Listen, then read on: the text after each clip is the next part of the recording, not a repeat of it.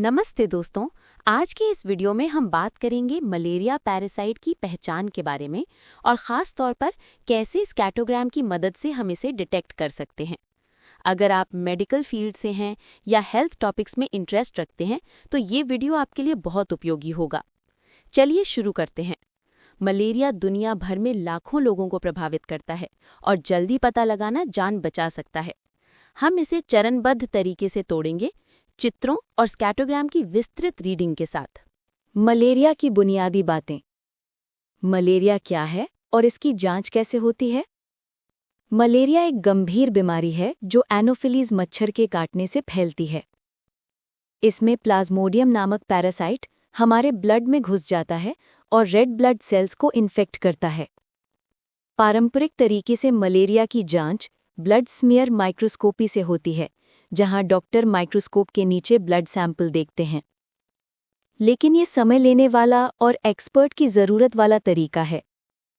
अब टेक्नोलॉजी की मदद से ऑटोमेटेड हीमेटोलॉजी एनालाइज़र का इस्तेमाल हो रहा है, जो ब्लड की जांच तेज़ी से करते हैं। इनमें स्कैटरोग्राम एक महत्वपूर्ण टूल है जो मलेरिया पैरासाइट की मौजूदगी का संकेत देता है। स्कैटोग्राम को समझना। स्कैटोग्राम क्या होता है?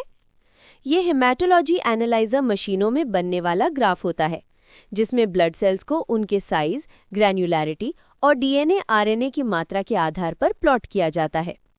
मलेरिया से संक्रमित सेल्स नॉर्मल सेल से अलग क्लस्टर बनाते हैं, जिसे मशीन तुरंत पहचान लेती है। ये तरीका कैसे काम करता है? सिस्मिक्स एक्सेंजो फ्लोरेसेंस फ्लो साइटोमेट्री का उपयोग करके ब्लड का विश्लेषण करता है।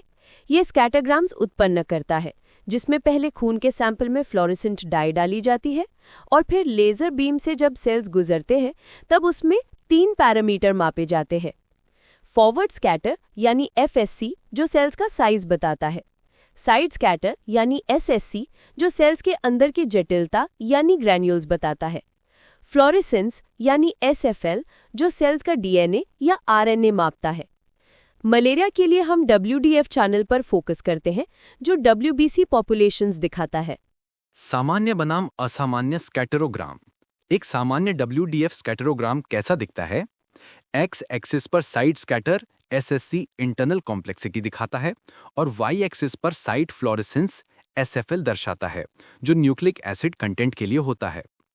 WDF ग्राफ को देखने का एक आसान तरीका याद कर सकते हैं, जिसमें लिम्फ शब्द को थोड़ा सा मॉडिफाई करके वो LYMPE हो जाएगा।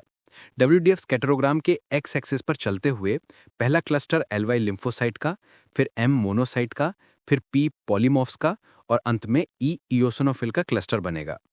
एक स्वस्थ सैंपल में आप लिम्फोसाइट्स, मोनोसाइट्स, न्यूट्रोफिल्स और इओसिनोफिल्स के टाइट क्लस्टर्स देखते हैं। सब कुछ साफ सुथरा है, कोई ओवरलैप या मिस्टेक क्लाउड्स नहीं है। लेकिन मलेरिया में चीज़ें दिलचस्प हो जाती हैं। जब Plasmodium parasites red blood cells में घुसते हैं, इसमें मौजूद पैरासाइट के डीएनए की स्टडी करके लाइट स्कैटरिंग को बिगाड़ देता है और असामान्यताएं पैदा करता है। इस मलेरिया पॉजिटिव पेशेंट के असामान्य WDF स्कैटरोग्राम को देखें। Start at the bottom left, lymphocytes अभी भी वहाँ हैं, लेकिन राइट साइड जाते हुए आप एक अतिरिक्त या क्लाउड देखते हैं, जो न्यूट्रोफिल्स मोनोसाइट से इओसिनोफिल जोन में फैलता है। ये असली इओसिनोफिल्स नहीं है, ये पैरासाइट लोडेड RBCs हैं, जिनकी मौजूदगी से हाई SSC की तरफ वर्गीकृत होते हैं। एनालाइजर इसे ब्लास्ट या एबनॉर्मल लिम्फो के रूप में फ्लैग कर सकता है। इससे मलेरिया की सेंसिटिविटी लगभग 84% और स्पेसिफिसिटी 95% तक होती है।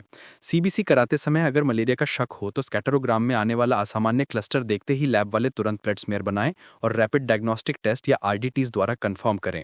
एनालाइजर पर पूरी तरह भरोसा नहीं करें, यह एक स्क्रीनर है। फायदे और सीमाएं, प्रोज एंड कॉन्स। इस टेस्ट के बहुत फायदे हैं। पहला, इसमें सिर्फ 3 से 5 मिनट में रिजल्ट नॉर्मल CBC के साथ ही पता चल जाता है। दूसरा, बहुत कम पैरासाइट डेंसिटी लेस देन 0.001% पर भी पता चल जाता है। तीसरा, अब तक 95 से 100% सेंसिटिविटी और स्पेसिफिसिटी अनेक अध्ययनों में पाई जा चुकी है। और चौथा, इसमें पैरासाइट की मात्रा % पैरासिटेमिया का अंदाज़ा भी लग जाता है। परंतु इस टेस्ट की भी कुछ सीमाएं हैं। पहला, ये मलेरिया की प्रजाति नहीं बताता। दूसरा, अंतिम निदान के लिए रक्त स्मीयर या RDT-PCR जरूरी होता है। तीसरा, संवेदनशीलता पैरासाइट की मात्रा और एनालाइजर मॉडल पर निर्भर करती है। अध्ययनों में स्कैटरग्राम से प्राप्त पैरासाइट डेंसिटी का माइक्रोस्कोपी और फ्लो साइटोमेट्री से हाई कोरिलेशन, जो कि R² ग्रेटर देन 0.93 पाया गया है। निष्कर्ष और समापन। निष्कर्ष: आज अधिकांश बड़े लैब में सिस्मिक्स XN या इसी तरह फ्लो साइटोमेट्री बेस्ड मशीनें हैं। ये तकनीक मलेरिया की जल्दी और सटीक जांच के लिए गेम चेंजर साबित हो रही है, खासकर भारत जैसे देशों में जहां मलेरिया अभी भी बहुत है। अगर आपके पास कोई स्कैटरग्राम इमेज या CBC रिपोर्ट है तो भेजें, हम बता देंगे कि उसमें मलेरिया का संकेत है या नहीं। अगर ये वीडियो आपके लिए मददगार रहा तो कमेंट्स में अपने विचार शेयर करें।